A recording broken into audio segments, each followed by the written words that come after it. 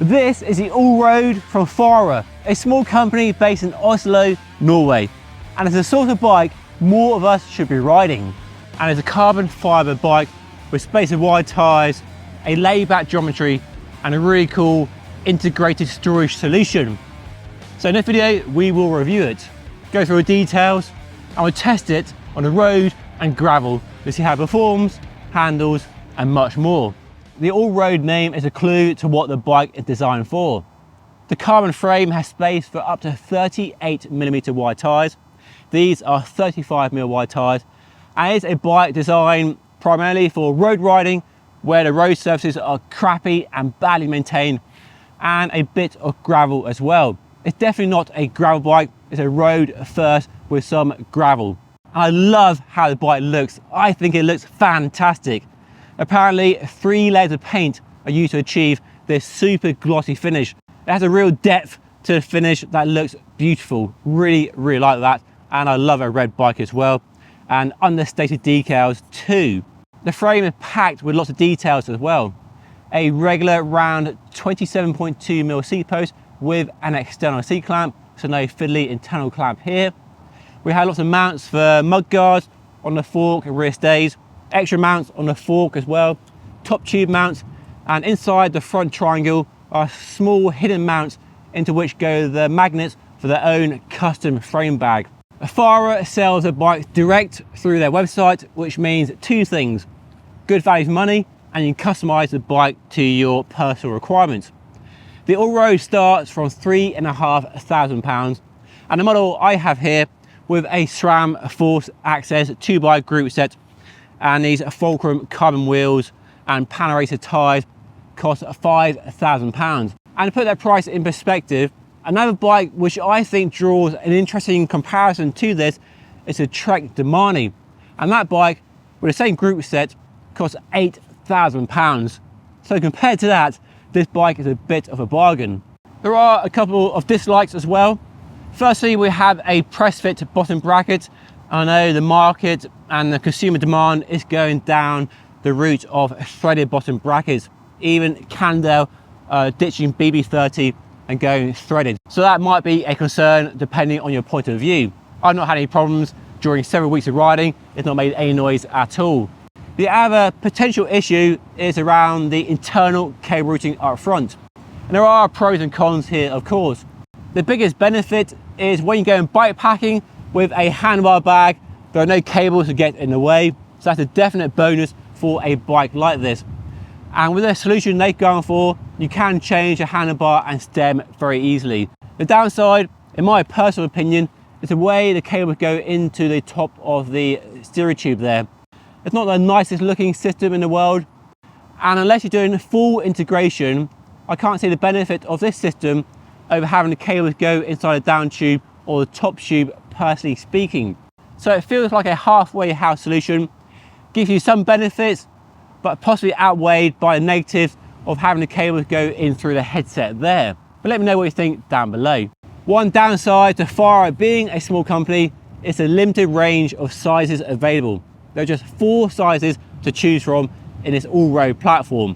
So if you're at the extremes of that size range, you might not find a bike to fit you. This bike fitted me fine at 181 centimeters tall, and the geometry is classic endurance bike fare. So high at the front, shorter in the reach, longer wheelbase, slacker head angle to give you that more relaxed, laid back handling you want for a bike not designed for racing, but for long rides in comfort, and especially if you do encounter some gravel as well. The bike is crazy smooth, so comfortable. Makes a mockery of my rough roads. Potholes, gravel, mud, rain, just handles it all so well. I love how easy the bike is to ride. Super relaxed, really chilled manner on these rough roads I tend to ride on.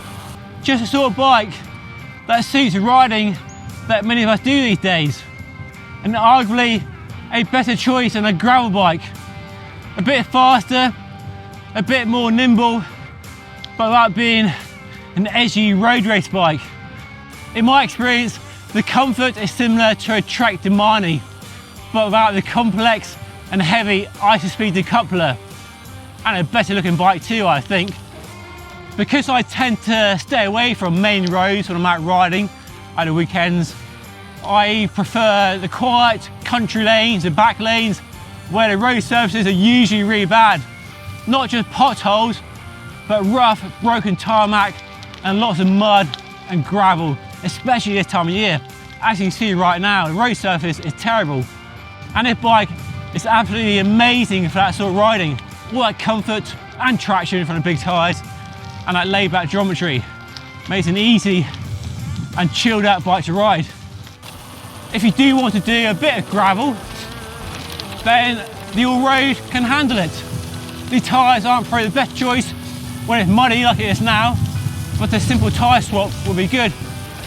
Some might say this is mountain biking, but here I am on a road bike, essentially, with slick tyres.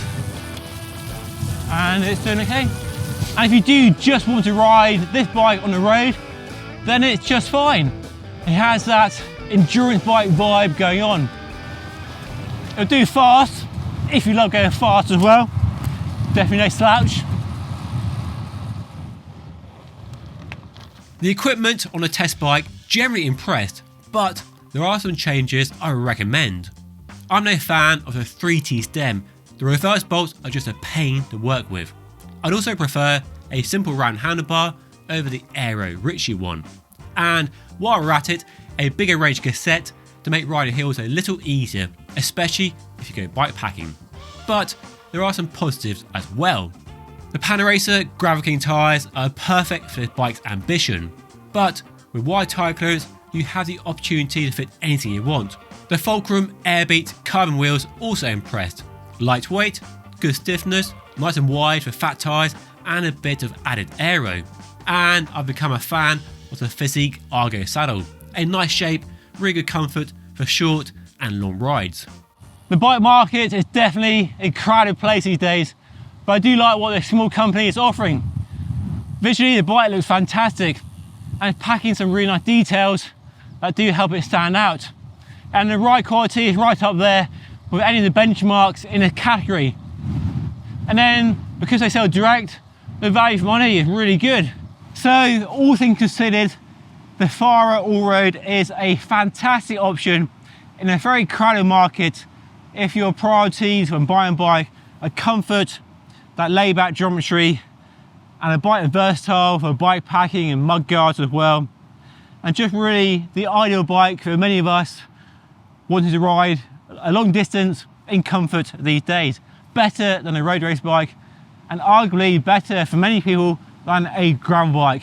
So the Fara All-Road, definitely a bike to put on your shortlist this year. And if you enjoyed this review and want to see a roundup of the best endurance bikes currently available, including the Trek Demani, then check out the video right up here. But that's all for today. Thank you so much for watching. I'll see you again very soon.